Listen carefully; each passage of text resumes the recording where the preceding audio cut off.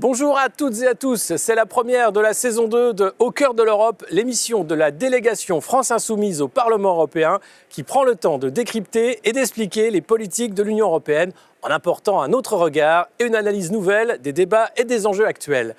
Pour cette première, nous allons parler d'urgence climatique et de la bifurcation ou pas écologique de nos économies. Avec nous pour en parler sur ce plateau, les députés Manuel Bompard et Manon Aubry de la délégation France Insoumise qui feront un tour d'horizon et puis deux invités qui nous parleront de la politique agricole commune, Célia Nissen, spécialiste de la question que nous sommes allés rencontrer, et Benoît Biteau qui sera également sur ce plateau, paysan bio et député écologiste au Parlement européen. Agriculture, état d'urgence climatique, transition énergétique et planification écologique, on est au cœur de l'Europe et ça commence maintenant.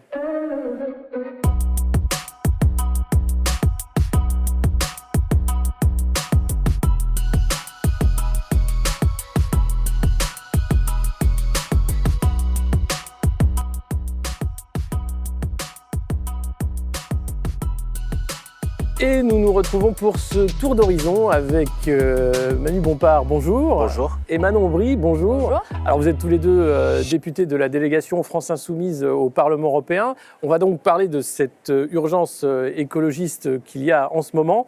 Et surtout, on se retrouve un an après le vote sur cette loi d'urgence écologique. Qu'est-ce qui a changé depuis ? À l'époque, il y avait des grandes déclarations de Madame von der Leyen et d'autres qui disaient que l'Europe était le premier continent à prendre autant d'initiatives sur le domaine du pacte vert. Qu'est-ce qu'il en est réellement un an après ? C'est vrai qu'il y a un an, le Parlement a décrété donc, l'état d'urgence climatique et environnementale. On s'était beaucoup battu, notre délégation, pour cette décision, parce qu'on considérait que c'est une décision symbolique très importante. C'est vrai que depuis, on voit bien que malheureusement, les politiques réelles qui sont mises en œuvre, elles ne sont pas à la hauteur de cette urgence climatique et environnementale. Par exemple, la semaine dernière, le Parlement européen a voté la loi climat, qui visait à traduire dans les faits ces objectifs. Et dans cette loi climat, on a un objectif, par exemple, c'est un exemple de réduction des émissions de gaz à effet de serre d'ici à 2030 de 60%.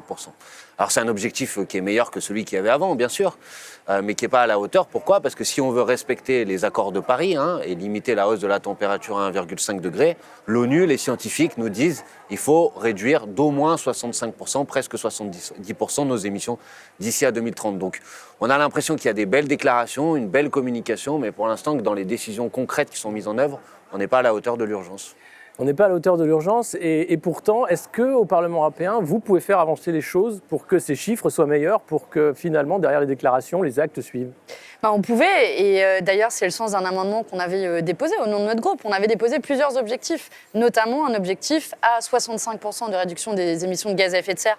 Manu l'a dit parce que c'est le minimum vital, j'ai envie de dire, parce qu'il s'agit de survie de l'humanité, pour respecter les accords de Paris.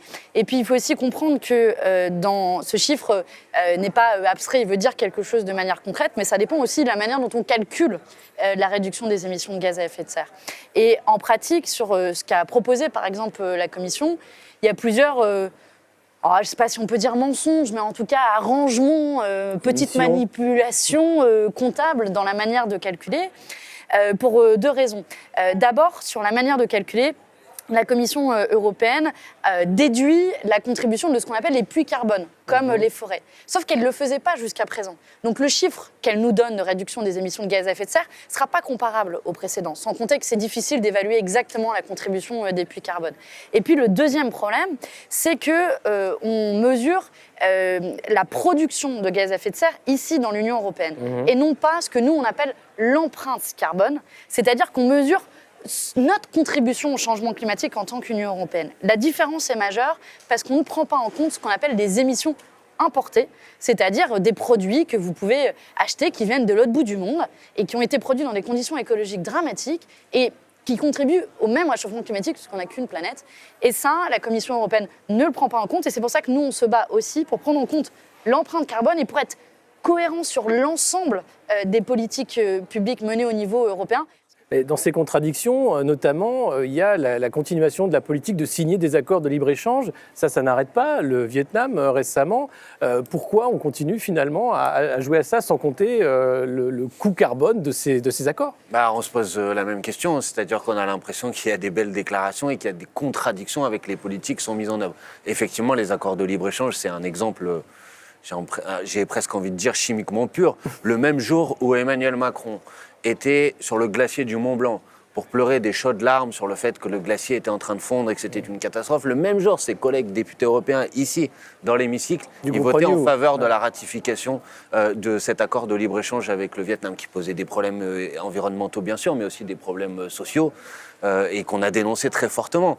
Et on ne comprend pas, finalement, cet écart grandissant entre les paroles et les actes. C'est vrai sur ces accords de libre-échange, c'est vrai sur, on va en parler, la politique agricole commune, où vous avez des belles déclarations, mais vous avez aujourd'hui une politique agricole commune qui, en fait, encourage un modèle agricole qui est désastreux pour l'environnement. Et puis c'est vrai pour un certain nombre d'autres sujets, Manon. Par exemple, la question du financement des projets fossiles. Enfin, je ne sais pas si tu veux en dire un mot, mais... L'énergie, oui, parce que c'est vrai, on a des grands champions énergétiques en Europe, mais qui sont des champions du pétrole et du gaz. Et on pense la Commission européenne pense qu'on peut faire la transition écologique avec les énergies fossiles. Il faudra m'expliquer comment.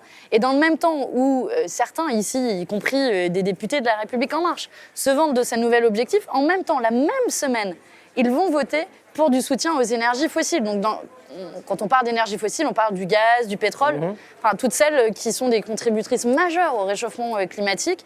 Et donc, à plusieurs reprises, ici, la droite, La République En Marche, une partie des socialistes ont voté en faveur d'un soutien financier aux énergies fossiles, dans ce qu'on appelle des projets d'intérêt commun, dans le fonds de transition juste, qui est un fonds qui est censé accompagner les régions à faire la transition écologique, qui non seulement a été divisé par 2, mais qui finance aussi du gaz. Donc en fait, ils veulent remplacer une énergie fossile par une autre, et c'est absolument pas le bon moyen de répondre aux problèmes.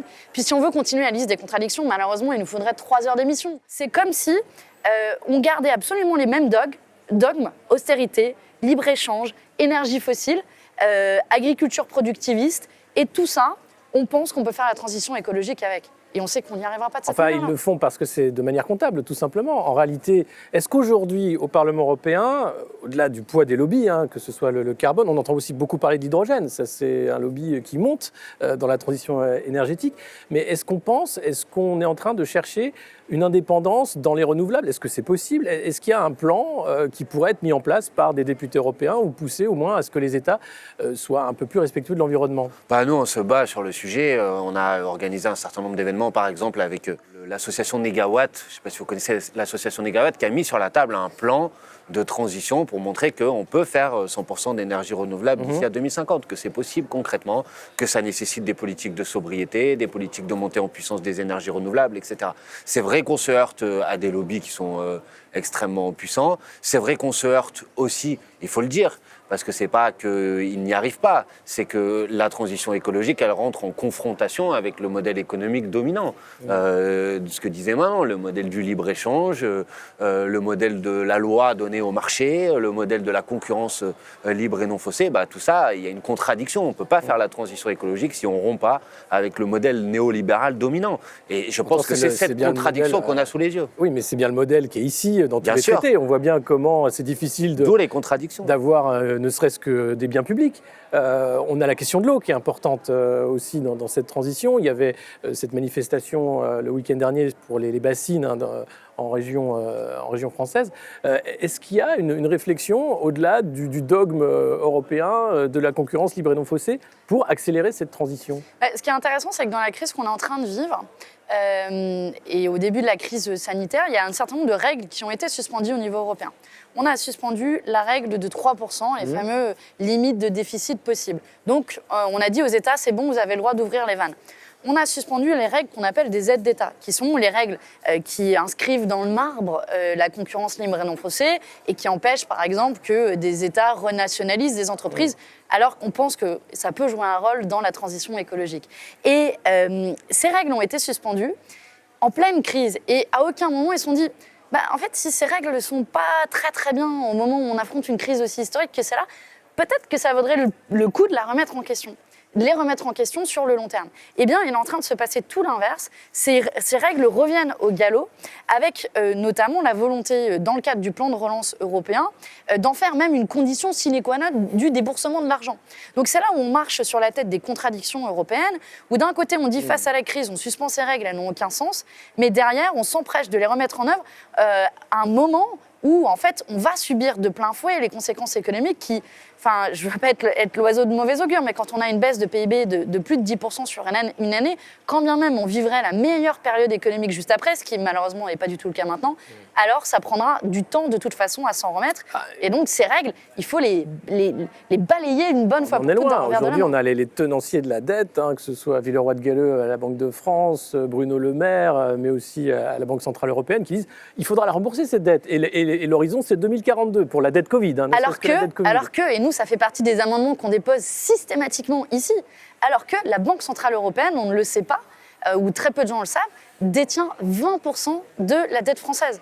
Donc la Banque Centrale Européenne pourrait dire, écoutez, celle-là, on en fait, alors soit on l'annule, soit on en fait une dette long terme, mais vous n'avez pas à la rembourser, on ne met pas la pression sur vous. Et le cœur du problème, qui est un problème démocratique, c'est que nous, ici, représentants des peuples européens et des différentes démocraties européennes, on ne peut pas dire, la Banque Centrale Européenne, on peut faire des prêts très long terme, parce qu'il y a la sacro-sainte règle de la Banque Centrale Européenne, mais qui en fait de fait une banque au service des intérêts financiers.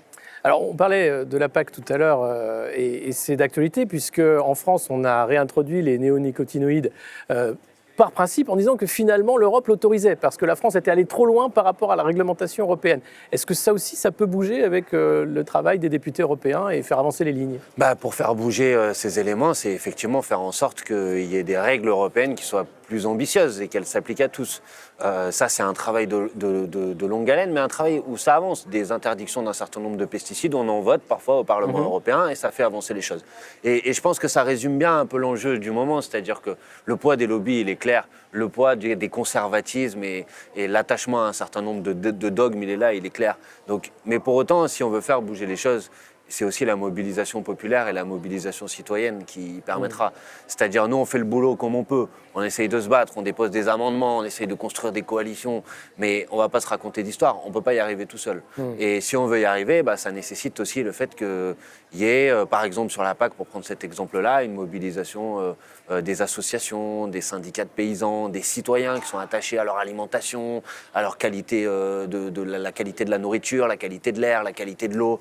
Ça soulève tellement de questions qu'il faut qu'il y ait une mobilisation citoyenne. Il faut sortir cette question technique complexe des arcanes du Parlement pour la mettre dans la société. Voilà. Et nous, on se voit un peu comme aussi des relais et des porte-paroles de démobilisation et dans l'autre sens des relais de ce qui se passe ici pour le mettre sur le terrain. Je pense que c'est à ça qu'on sert aussi. Et pour prendre un exemple concret, là dans les choses qu'on a reçues dernièrement, on a reçu un courrier de la FNSEA qui est le principal syndicat agricole en France qui défend une agriculture productiviste et qui nous dit la transition écologique du modèle agricole, pas pour tout de suite en gros. On a reçu aussi des courriers des betteraviers sur les néonicotinoïdes pour nous dire à quel point c'est formidable. Et en fait, ces gens-là ont de l'influence ici dans l'hémicycle. Et en fait, si on n'est pas capable de créer un rapport de force avec cette mobilisation populaire, alors on laisse les questions ici et on est perdant. Parce qu'à la fin, en fait, ici, des choses se décident. Et des choses se décident qui ont une incidence dans notre quotidien. Et donc, Manu l'a bien dit, notre rôle, c'est les murs qui nous entourent, là, ce côté un peu feutré du Parlement, c'est de briser ces murs et de faire en sorte qu'il y ait une connexion entre ce qui se passe ici au Parlement et ce qui se passe dans la vraie vie des gens. Alors, pour conclure, est-ce qu'il y a des points d'optimisme à avoir ? Est-ce que ça bouge dans le bon sens quand même ? Dans tous les cas, même si pour l'instant c'est beaucoup de communication, c'est déjà positif que, y compris la communication évolue, parce que ça démontre qu'il y a quand même une prise de conscience et que peut-être qu'avant on pouvait l'ignorer, cette prise de conscience, et que maintenant ils sont quand même au moins obligés de faire semblant. Et parfois ils ne font pas que semblant, parce qu'il y a des choses qui peuvent évoluer dans le bon sens, mais de manière très insuffisante. Donc bien sûr qu'il y a des aspects positifs, je pense qu'il ne faut pas tout jeter. Le problème, c'est qu'on se heurte à un niveau de conservatisme qui fait qu'il va falloir plus que quelques belles communications et quelques objectifs rehaussés légèrement. Et il y a un niveau d'urgence. Il faut comprendre quand même.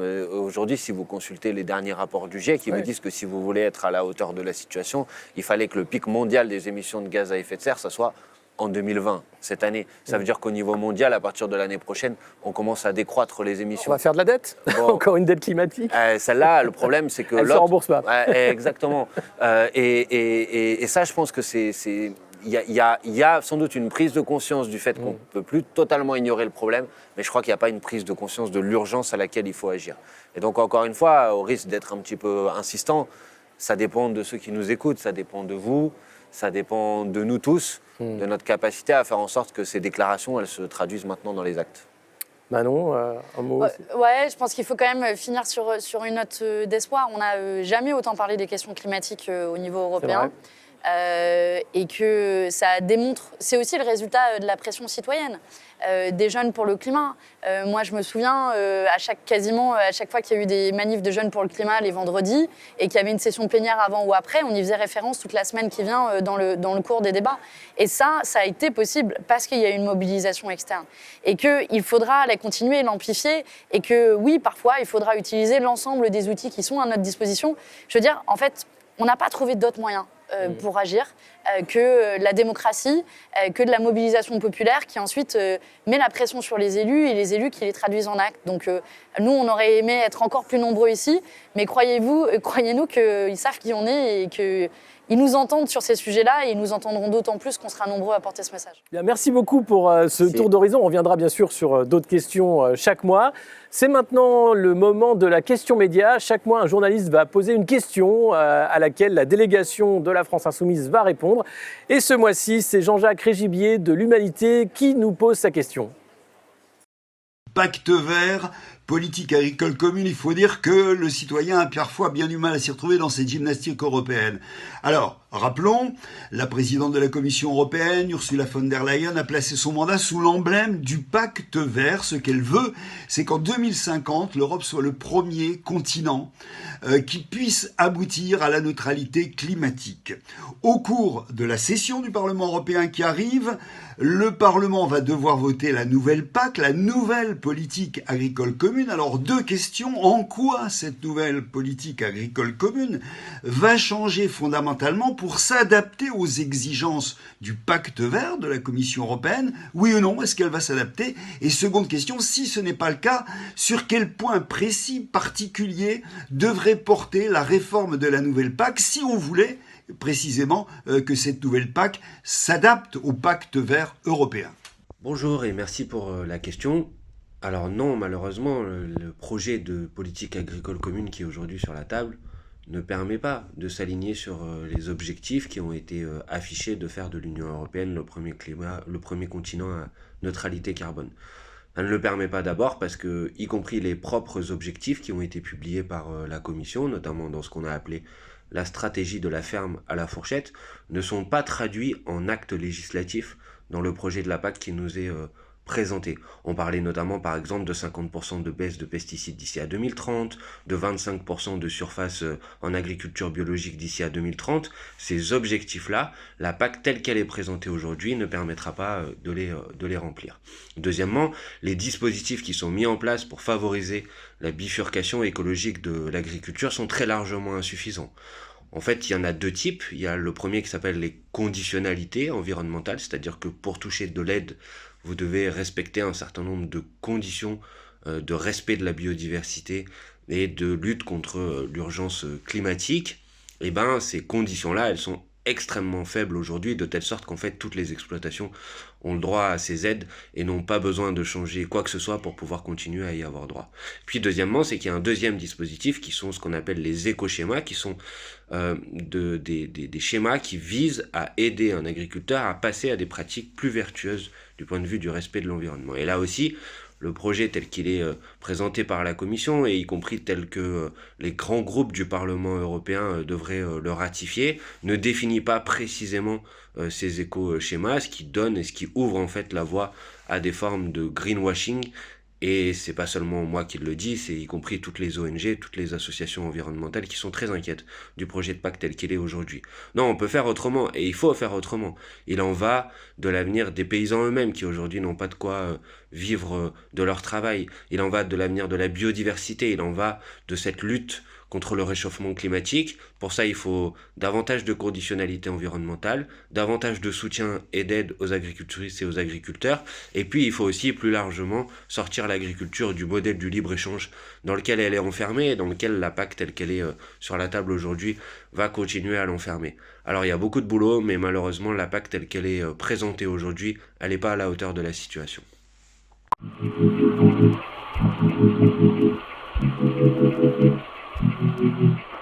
Alors bonjour à toutes et tous, donc on est mercredi matin à 8h30 et ici on est dans mon bureau au Parlement européen.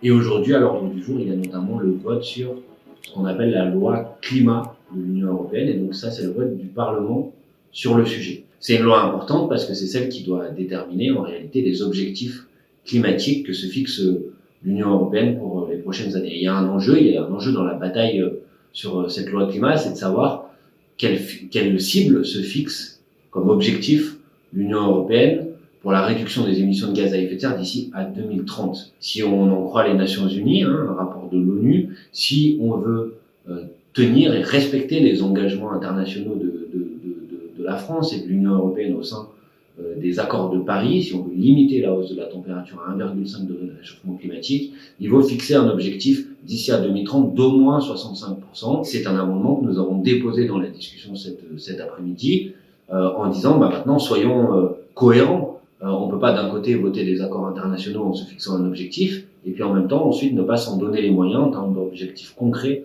pour l'Union européenne. Donc ça c'est une des batailles qui va avoir lieu dans la journée. Et alors comment ça va se passer ? Il y aura un premier vote ce matin sur les amendements, et puis une fois qu'on aura le résultat du vote sur les amendements, il y aura un vote sur le texte final lui-même. Mais ça, on en reparlera un peu plus tard dans la journée.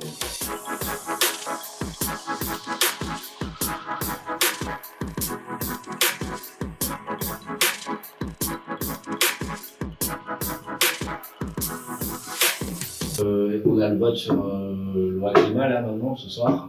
Ouais. Il y a eu les amendements. Tu as le résultat un peu des différents amendements qui ont été déposés ? Ouais, on a, donc, comme tu le sais, on a un amendement à 70% qui est propre à la GUE, un amendement au moins 65%, donc compatible avec l'amendement GUE qui est déposé avec les Verts. Sur l'amendement 65%, au moins 65%, on a les Verts qui, comme c'est par logique, ont voté avec nous, pareil sur l'amendement 70%. En revanche, LREM a voté contre. Ils ont voté contre 65%. Ouais. Ils ont voté contre 65%, à part 3 ou 4 dissidents. D'accord. Et les socialistes ont voté contre, sauf certains qui sont environ une quarantaine. Et les Français, par contre, ont voté pour. Ok, ça c'est bien. D'accord. Par contre, l'amendement 60%, lui, il est passé. Hein, l'amendement 60%, lui, est passé, ouais, tout à fait. Donc ça veut dire... Et on avait déposé aussi un amendement sur les émissions importées, sur le fait de travailler plutôt sur l'empreinte plutôt que sur les émissions. C'est pas passé, ça va non plus. Ok. Bon, ça c'est dommage, parce que c'est quand même un vrai sujet, c'est-à-dire que c'est bien de parler d'émissions, mais si tu prends pas en compte les émissions importées, ça peut... Non, c'est quand même plaidé au Conseil pour le climat d'ailleurs. Ouais. Pas une réduction, sinon la base est biaisée. Sinon ça veut dire que tu délocalises les émissions, bon super, tu mets les industries de à côté, mais... Ok, allez, là on va aller en séance plénière, vous allez voir, ça va marcher un petit peu pour aller voter justement maintenant sur cette loi climat. Bon, alors nous on avait déposé des amendements, je vous ai expliqué lesquels. Bon, malheureusement ces amendements ils sont pas passés, mais c'est quand même intéressant de regarder qui a voté quoi. Alors par exemple sur l'amendement qu'on avait déposé pour que la cible d'ici à 2030, ça soit au moins 65% de réduction des émissions de gaz à effet de serre. Bien sûr il y a les 6 députés de la France Insoumise qui l'ont voté. Avec notre groupe, le groupe de la GUE. Il y a eu aussi le vote des députés verts. Il y a eu aussi, c'est important de le souligner, le vote des députés socialistes français. Par contre, le groupe socialiste, le groupe qu'on appelle Renew ici, en fait, c'est le groupe dans lequel siègent les députés de La République En Marche, la droite et l'extrême droite, ils ont voté contre. Donc on n'aura pas cet objectif de 65% dans le texte. Donc on va aller voter cette loi climat. On va l'encourager parce que tout ce qui va dans le sens positif, on est d'accord avec. Mais ça n'empêchera pas qu'on pense que c'est très insuffisant, que ça rentre en contradiction en plus avec d'autres politiques européennes. Une politique agricole commune, on va voter sur le sujet d'ici 15 jours, qui pour l'instant, en l'état actuel, est très largement insuffisante et qui n'est pas du tout alignée sur les objectifs climatiques, alors que l'agriculture contribue à hauteur de 20% aux émissions de gaz à effet de serre. Il y a le libre-échange, etc., etc. Bref, il y a des incohérences entre les belles intentions qui sont parfois affichées et la réalité des politiques européennes. Allez, on va voter.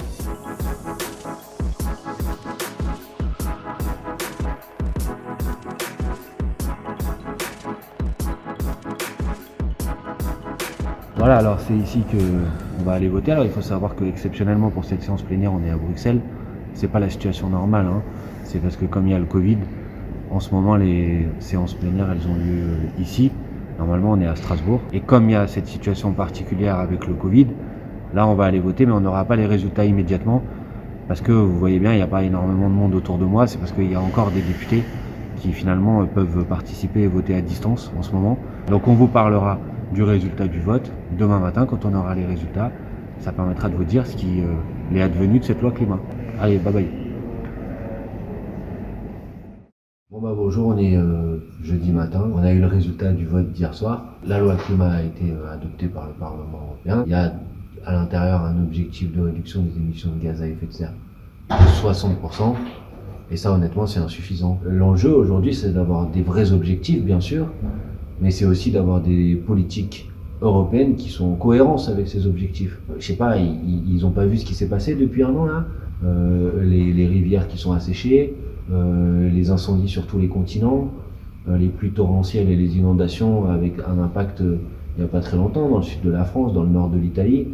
Il leur faut quoi pour réagir, pour comprendre qu'il faut se bouger maintenant? Il y a un moment, il faut dire les choses franchement. Il n'y aura pas de réponse réelle à l'urgence écologique si on continue avec les politiques économiques qui sont gravées dans le marbre des traités européens, du libre-échange, de la concurrence libre et non faussée, du refus de la service public, et si on pense que c'est le marché qui automatiquement va régler les problèmes et répondre à l'urgence écologique. On va pas se raconter d'histoire, c'est pas ici au Parlement que tout ça va changer.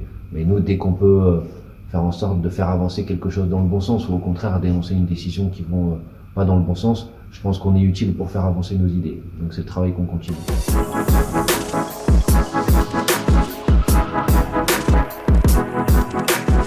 Il y a un angle qui est très important quand on parle de la loi climat, c'est la question du transport. Ça représente 30% des émissions de gaz à effet de serre. Donc si on veut mettre en place une politique qui est à la hauteur des enjeux de la transition écologique, il faut absolument que les transports aient une place centrale. Nous, on a des propositions à la France Insoumise. On propose d'abord de limiter les vols d'avions en Europe, surtout quand il y a une alternative à l'avion. Par ailleurs, concernant les grands projets inutiles imposés, vous savez, les grands projets inutiles imposés, c'est des projets généralement faramineux, mais qui sont des absurdités écologiques et dont on n'a pas forcément besoin d'un point de vue économique et en termes d'aménagement du territoire. Par exemple, le projet qui est en cours de construire un terminal 4 à l'aéroport Roissy-Charles de Gaulle, dont on n'a pas besoin. Eh ben, nous, on demande à ce que, dans le cadre de la mise en œuvre de ces GP2I, on prenne en compte l'ensemble du cycle de vie et pas uniquement les émissions carbone une fois que le truc il est construit. C'est-à-dire que par exemple pour le Lyon-Turin, eh ben on prend en compte, on évalue, on met dans la balance tout ce que ça va coûter en termes d'émissions carbone de construire ce projet-là. Malheureusement, les enjeux de transport sont trop peu pris en compte dans la loi climat et il va nous falloir une politique ambitieuse. Alors on parle pas de revenir comme ça m'a été objecté par un député roumain de droite en commission transport. Il m'a dit, Madame Chevy, vous voulez revenir au cheval? En fait, vous voulez remplacer les avions par des chevaux? Non, il ne s'agit pas de ça. Il ne s'agit pas de caricaturer, mais il s'agit de se fixer des objectifs ambitieux, parce que les 10 prochaines années vont être clés dans la réponse aux enjeux de la transition écologique.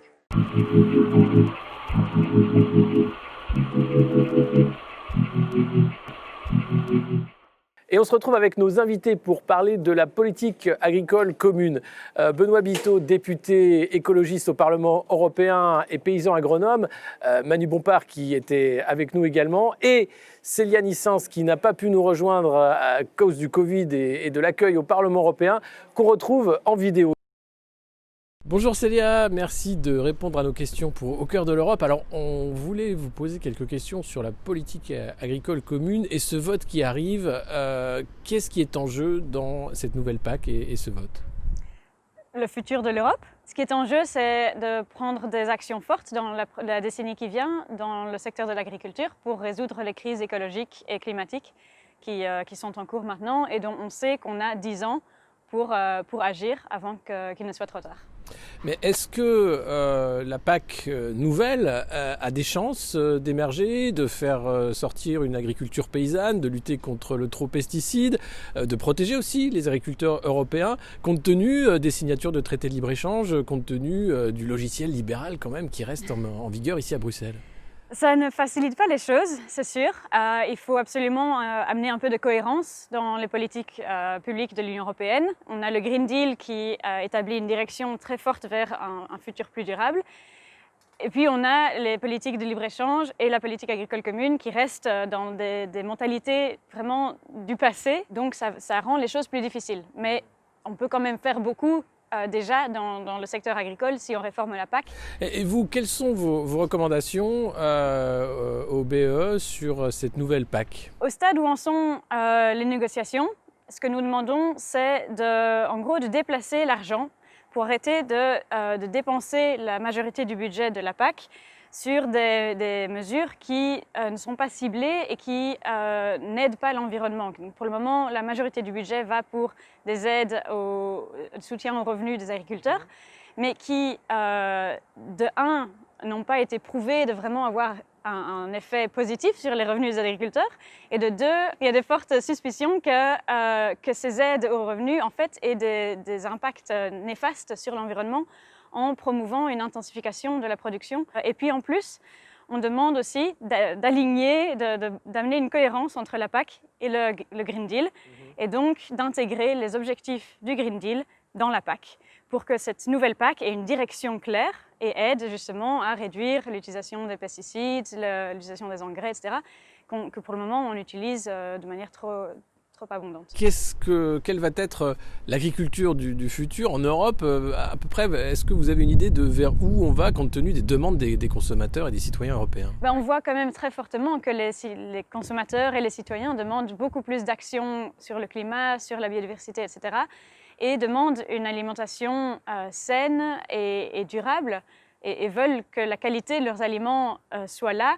Donc je pense que sur les 10 années qui viennent, il y a moyen d'avancer et il y a aussi d'autres agendas politiques. Il y a par exemple les politiques sur le climat, il va y avoir une loi sur la restauration des écosystèmes, d'autres outils à notre disposition pour faire avancer les choses. Merci beaucoup Célia.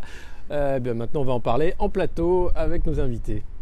Benoît Biteau, bonjour. Bonjour à vous. Vous êtes député écologiste ici au Parlement européen, également paysan agronome. Oui. Et donc, la politique agricole commune, ça fait longtemps que vous connaissez le sujet. En ce moment, c'est un sujet qui est sur la table parce qu'on vote pour ce que sera la PAC pour les 7 prochaines années. Est-ce que vous pouvez nous résumer quels sont les enjeux de ce vote ? Les enjeux de ce vote, c'est essayer on devrait essayer, en tout cas avec cette PAC-là, de réorienter les pratiques agricoles qui correspondent aux attentes sociétales, aux attentes citoyennes, qui s'expriment de plus en plus clairement en direction d'une agriculture qui devrait plus significativement protéger le climat, protéger la biodiversité, protéger notre santé, s'engager sur les circuits courts et permettre le revenu décent des producteurs et donc des paysans. À l'échelon européen, on a aussi un autre enjeu qui émerge avec le début de ce mandat, c'est qu'on a voté à la fin de l'année 2019 l'état d'urgence climatique.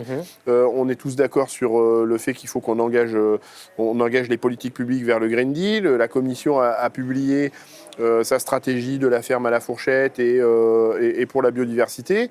Et donc l'enjeu de cette PAC, c'est qu'elle réponde à l'ensemble de ces enjeux, à ces attentes sociétales, citoyennes, mais aussi aux engagements pris par la Commission dans le cadre de ces stratégies autour du Green Deal. Alors climat, agriculture, on a la même schizophrénie entre ce que disent les responsables, commission et élus, et puis ce qui se décide réellement. Quels sont ici aussi pour vous les enjeux de je partage cette nouvelle PAC? les différents enjeux qui ont été posés sur la table par Benoît Biteau. Je pense qu'il faut d'abord que tout le monde comprenne bien que la PAC, c'est le plus gros budget de l'Union européenne, presque 400 milliards d'euros sur 7 ans. C'est à peu près 30% du budget de l'Union européenne, donc c'est quelque chose de conséquent, premier élément. Deuxième élément, ça doit répondre à un certain nombre de problématiques. Alors, effectivement, une problématique écologique, sur laquelle je pense qu'il faut distinguer à la fois la dimension climatique et la dimension biodiversité. On estime en France que l'agriculture, ça contribue à 20% à hauteur des émissions de gaz à effet de serre. C'est une première chose.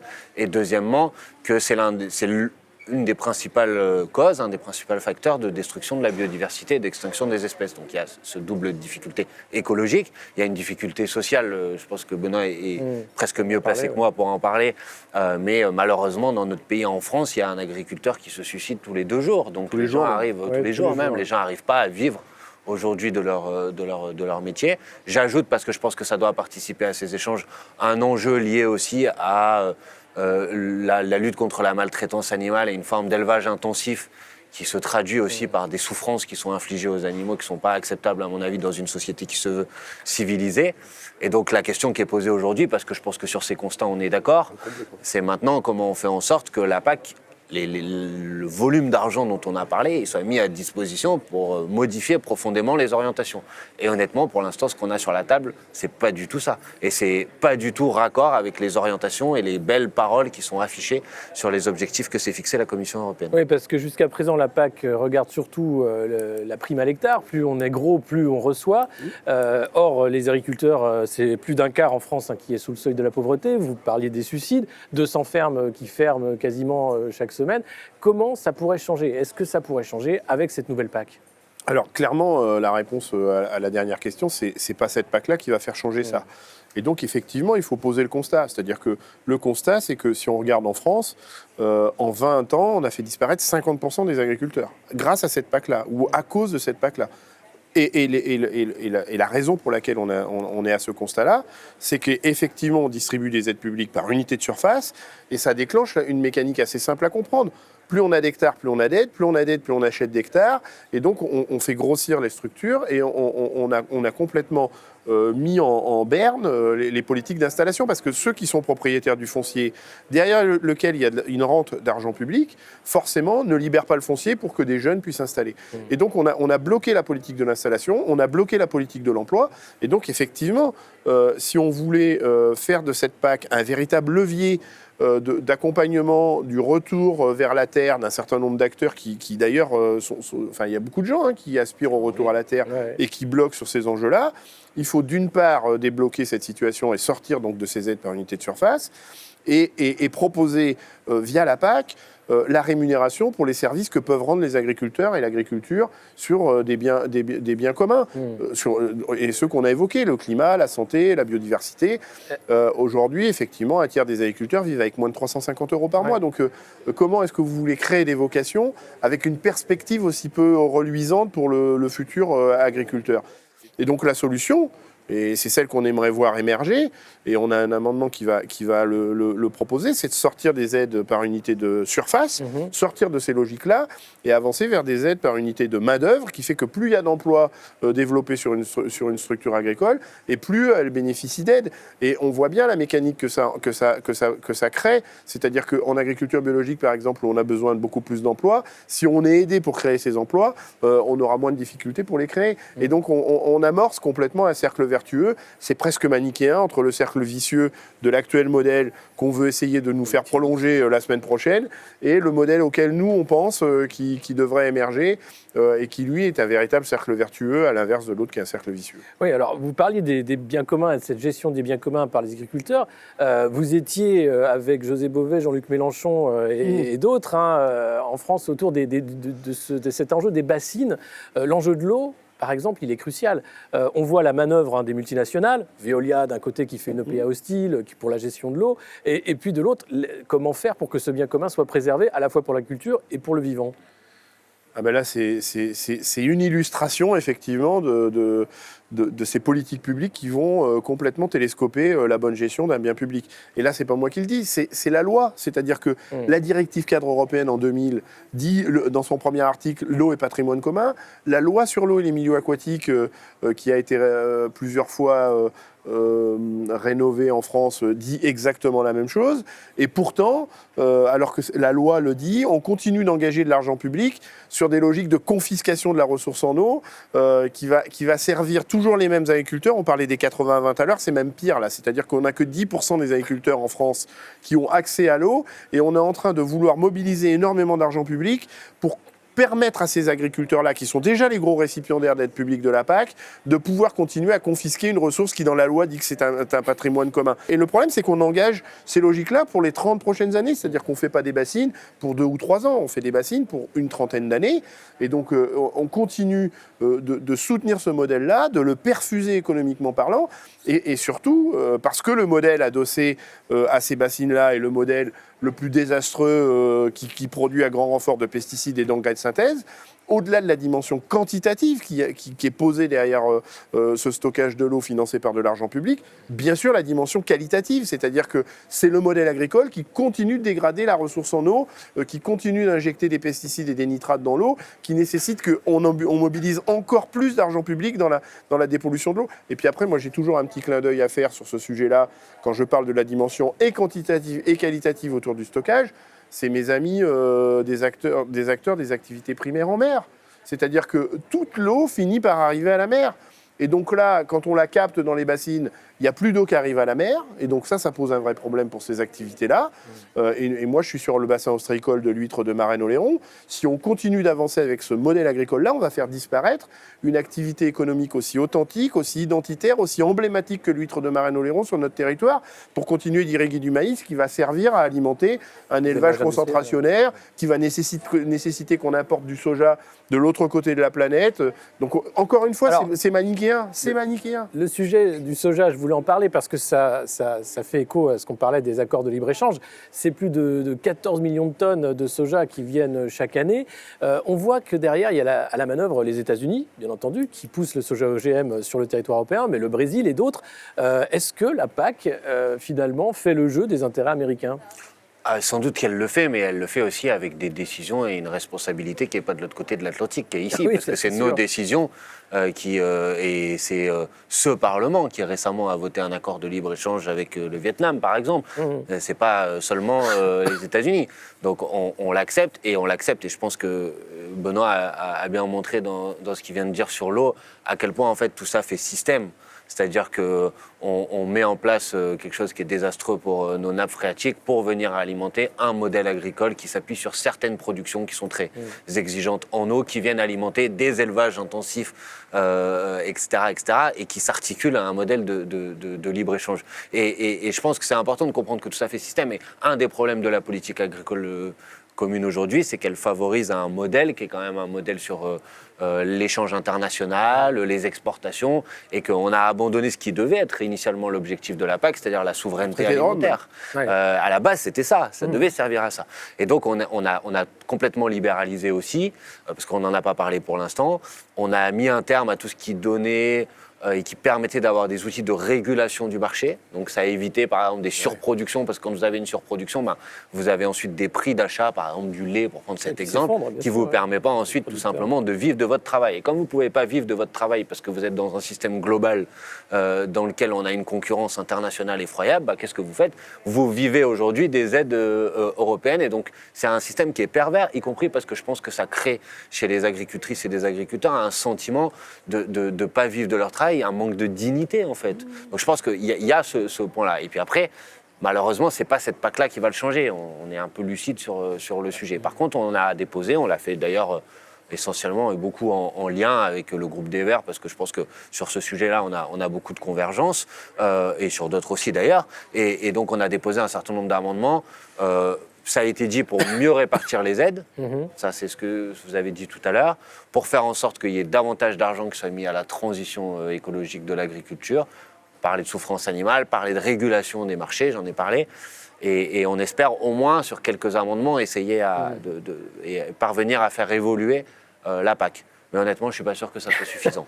Et incroyable aussi, sur ce modèle productiviste, on a eu l'affaire des betteraviers, de la betterave à sucre, et on voit bien que les arguments de la majorité, c'était de dire mais si on ne produit pas, on va être obligé d'importer, parce qu'il faut, évidemment, tout est un modèle ouvert. Et lié à ce modèle intensif, les pesticides. Et la France, qui avait été en avance finalement sur l'abandon des néonicotinoïdes, revient en arrière parce qu'en Europe, finalement, c'est toujours le moins-disant qui gagne. Sur les pesticides, est-ce qu'il y a là aussi des moyens de faire levier, de faire avancer les choses et de ne pas revenir en arrière comme on est en train de faire systématiquement ?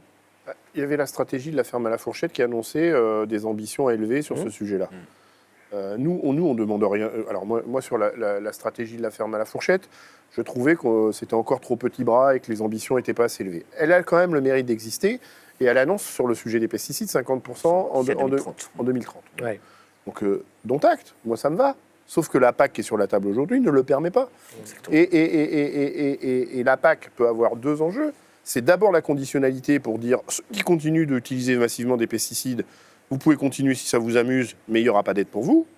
Et il y a l'effet levier de politique publique ambitieuse qui accompagne les agriculteurs vers l'agroécologie. Et sur le sujet des néonicotinoïdes, et plutôt des pucerons, en tout cas sur les betteraves, parce qu'il faut se rappeler pourquoi est-ce qu'on réhomologue des néonicotinoïdes. C'est parce qu'on a des pucerons.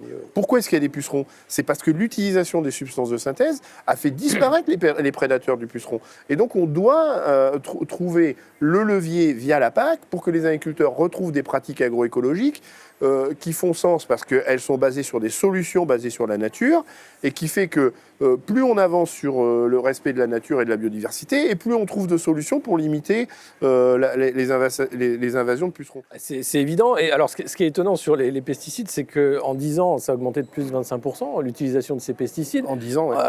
En particulier, l'extinction du vivant liée à ça est terrible. Moins de 70% d'insectes. 40% d'oiseaux. Les oiseaux, l'extinction de la biodiversité.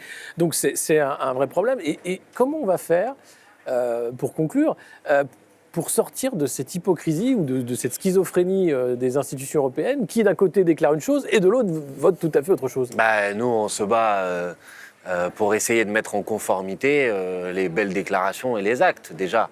Ça a été dit, il y a eu une stratégie, elle est sans doute insuffisante, mais elle a affiché des objectifs, réduction des pesticides, ça a été dit, pourcentage de la surface exploitée en agriculture biologique, tout ça, c'était des objectifs qui étaient fixés dans cette stratégie. Ouais. Et le problème, c'est que maintenant, effectivement, la PAC, qui est l'outil législatif concret, les stratégies, c'est de la com. Ensuite, il y a les outils législatifs concrets, mais si vous faites juste la com et que vous ne les traduisez pas en actes, franchement, tout ça, ça ne sert à rien. Donc nous, on fait le boulot, mais après, tout seul, on n'y arrivera pas.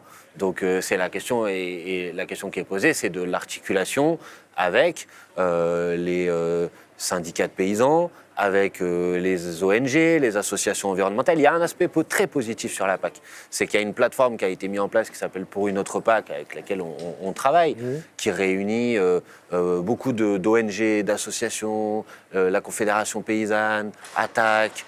C'est très large, qui croise à la fois les aspects liés à l'écologie, au social, au bien-être animal, et qui, je pense, est un cadre qui permet, bien sûr, qui est indépendant des organisations politiques, mais libre à nous de reprendre les productions qu'ils font, et qui essaye d'organiser une mobilisation sur le sujet. Je pense que c'est très important, parce que c'est pas juste avec nos petits bras, même si on va faire le maximum, qu'on va y arriver dans ce temple-là, quand même, du conservatisme, de l'agribusiness, et des lobbies, et du libéralisme. Donc voilà, on travaille. C'est pour ça que on n'est pas dans le même groupe politique, mais je pense que sur ces sujets-là aussi, le fait de travailler à plusieurs groupes, ça permet aussi, et ça facilite la mobilisation citoyenne.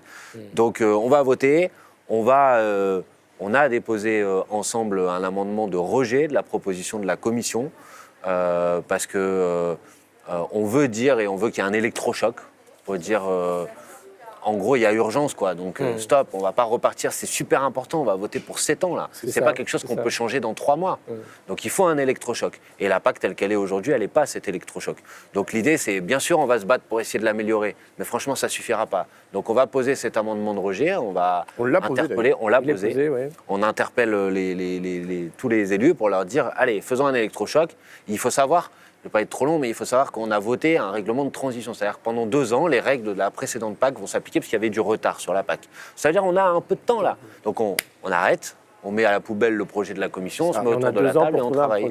Exactement. Pour 7 ans. Exactement. Bon, alors c'est quoi les prochaines échéances à suivre? C'est à partir du 20 le débat sur la PAC. On va voter. Il y a le débat et le vote qui devrait se terminer le 22 ou le 23 octobre. Et voilà, donc la semaine prochaine, on en saura plus. Mais effectivement, cet électrochoc est nécessaire pour la Commission, mais aussi pour pouvoir croiser le regard des générations futures droit dans les yeux et leur dire nous, on aura fait le boulot parce que ça ne peut pas attendre. Enfin, l'agriculture, c'est un sujet extrêmement transversal. On en a parlé, climat, santé, biodiversité. Si la dernière politique intégrée de l'Union européenne, qui pèse plus de 30% du budget total de l'Union européenne, s'engage pas sur cette voie-là, on est à côté de la plaque. Et effectivement, on a le temps, on a cette période de transition pour faire le boulot. Merci beaucoup pour cet éclairage sur la politique agricole commune. Merci, Manuel. On va maintenant passer au décodeur. C'est une série pédagogique qui vous explique comment fonctionne justement le Parlement européen, l'Union européenne en général. Et il y a du boulot. Les décodeurs. Le décodeur. C'est quoi le Parlement européen ? Lorsque vous avez voté en mai 2019 pour les élections européennes, vous avez permis à la France insoumise d'envoyer 6 élus au Parlement européen. Manon Aubry, Manuel Bompard, Leila Chaibi, Emmanuel Morel, Younous Omarji et Anne-Sophie Pelletier. Mais c'est quoi au juste le Parlement européen ? Le Parlement européen dans l'Union européenne. L'Union européenne compte 6 grandes institutions. Le Parlement européen, le Conseil européen, qui réunit les chefs d'État et de gouvernement, le Conseil de l'Union européenne, qui réunit les ministres européens, la Banque centrale européenne, la Commission européenne et la Cour de justice de l'Union européenne. Le siège du Parlement européen est en France, à Strasbourg. Il compte 705 eurodéputés, élus au suffrage universel direct dans les 27 États membres tous les 5 ans. Mais qu'est-ce qu'ils y font exactement ? Le pouvoir législatif. Les députés européens débattent et votent des textes de loi. Ils sont co-législateurs avec le Conseil de l'Union européenne. C'est un peu comme l'Assemblée nationale et le Sénat de l'Union européenne. Cependant, à l'inverse de la plupart des assemblées législatives nationales, les députés européens n'ont pas le pouvoir de proposer de nouvelles lois. Celles-ci sont toujours proposées par la Commission européenne. Le Parlement européen est également consulté lors de la négociation des grands accords internationaux, les traités de libre-échange, les accords douaniers, etc. Enfin, nos députés européens votent des résolutions demandant que des décisions et des lois soient adoptées par la Commission et les États membres. Le pouvoir budgétaire.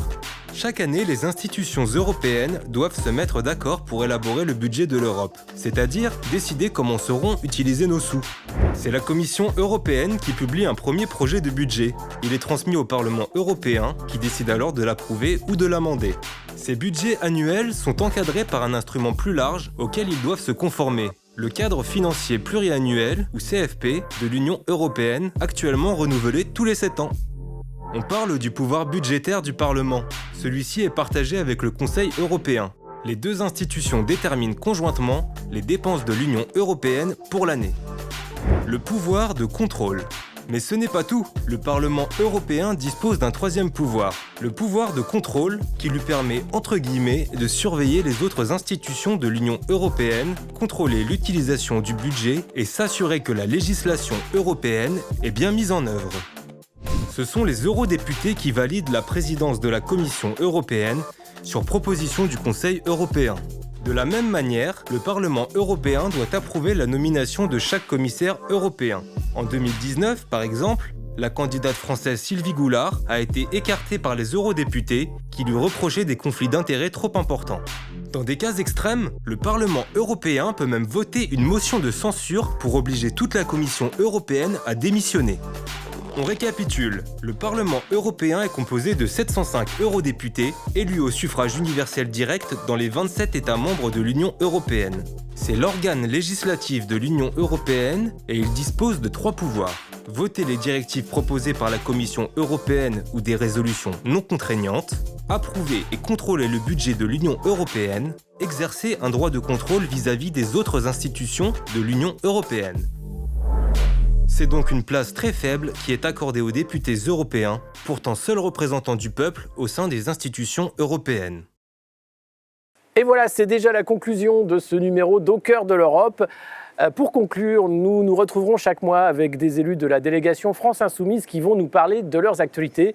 Et ce mois-ci, nous recevons Leila Chaibi. Bonjour. Bonjour. Et vous allez nous parler de l'Amazon Tour. Alors, de quoi il s'agit ? Depuis plusieurs semaines, je fais le tour de la France et je me rends à la rencontre de collectifs qui luttent localement contre l'installation d'entrepôts Amazon. Dans ces collectifs, il y a des militants écolos, il y a des commerçants, il y a des habitants qui veulent pas voir s'installer près de chez eux un entrepôt qui signifie 1000 camions par jour qui circulent dans le coin. Et en fait, plus largement, il s'agit de se battre contre le système Amazon. Le système Amazon, c'est une boîte qui agit en toute impunité, qui méprise les droits sociaux, qui méprise l'environnement, qui ne paye pas ses impôts. Alors que, bon, on voit en ce moment à quel point on a cruellement besoin de services publics. Donc les impôts qu'Amazon aurait dû payer, on estime que c'est à peu près le niveau du déficit de l'hôpital public. Ouais. Et Jeff Bezos qui est de plus en plus riche. Jeff Bezos, à qui vous avez écrit une lettre. Ouais, alors Jeff Bezos, oui, comme vous le dites, c'est l'homme le plus riche du monde. Et ça fait partie des profiteurs de crise, parce que bon, pas mal de gens ont dû serrer la ceinture pendant actuellement, pendant la pandémie. Eh bien, Jeff Bezos fait partie de ces gens qui s'en sont mis plein les poches. Parce que les entrepôts Amazon ont tourné à plein régime. Et puis, figurez-vous qu'en fait, on a l'impression que Jeff Bezos se prend un peu pour le roi du monde et qu'il a oublié que personne n'avait élu et qu'il devait respecter les lois, qu'il devait respecter l'état de droit, qu'il devait respecter la démocratie.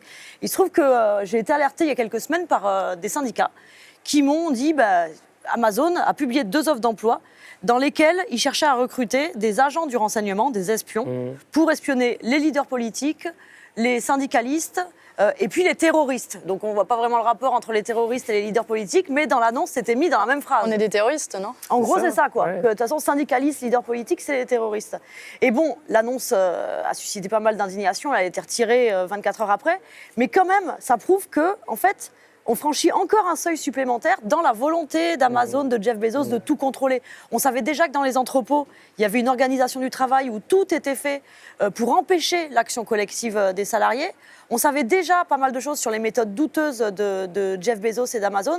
Et là, on franchit encore un seuil supplémentaire. Donc on lui a écrit une lettre, effectivement, qui a été co-signée par 37 eurodéputés et dans laquelle on lui rappelle que l'état de droit, c'est pas accessoire et qu'il doit le respecter, qu'il y a une convention de l'Organisation internationale du travail qui dit que les salariés ont le droit de se syndiquer et qu'il serait hors de question d'espionner et notamment de nous espionner, nous élus, parce que nous ne sommes pas des terroristes. On attend sa réponse. On attend sa réponse, oui. Bon.